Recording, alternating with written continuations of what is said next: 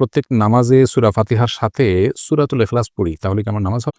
যদি আপনি ছোট সূরা হিসেবে সূরা ইখলাসকে বেছে নেন, তাহলে সেটা আপনার জন্য নামাজের জন্য মাকরুহ হবে।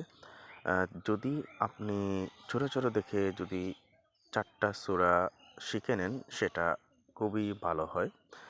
আপনি যদি অন্য কোনো সূরা না জানেন, সেই ক্ষেত্রে আপনি ইখলাস শিখেছেন, ইখলাস দিয়ে আপনি নামাজ পড়তে পারবেন। এরপরে আপনি আরেকটা সূরা শিখবেন, সেই সূরা মিলিয়ে পড়বেন। ৪ রাকাতের নামাজ যদি হয়, তাইলে ৪ টি সূরা প্রয়োজন। সেক্ষেত্রে আপনি অবশ্যই ছোট দেখে ৪ টা সূরা শিখে নিবেন। সেই ৪ টা সূরা দিয়ে আপনি নামাজ পড়তে পারবেন। চেষ্টা করবেন ধীরে, ধীরে ১০ টা সূরা শিখে ফেলার।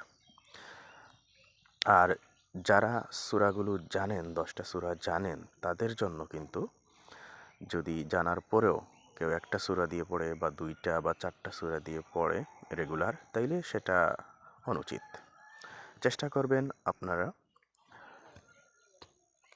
৪ টি সূরা শিখার, এরপর ৫ টি, এইভাবে ধীরে, ধীরে ১০ টা সূরা শিখে রাখার জন্য।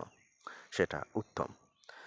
অনেক সাহাবীগণ আ সূরা ফাতিহার সাথে ইখলাস পড়তেন। যেমন তাহাজ্জুদের নামাজের সময় যদি ৮ রাকাত তাহাজ্জুদ পড়া হয়, তাইলে ১ম রাকাতে ৮ বার ইখলাস পড়া হয়, এরপরের রাকাতে ৭ বার, এরপরের রাকাতে ৬ বার, এভাবে পড়া হয়।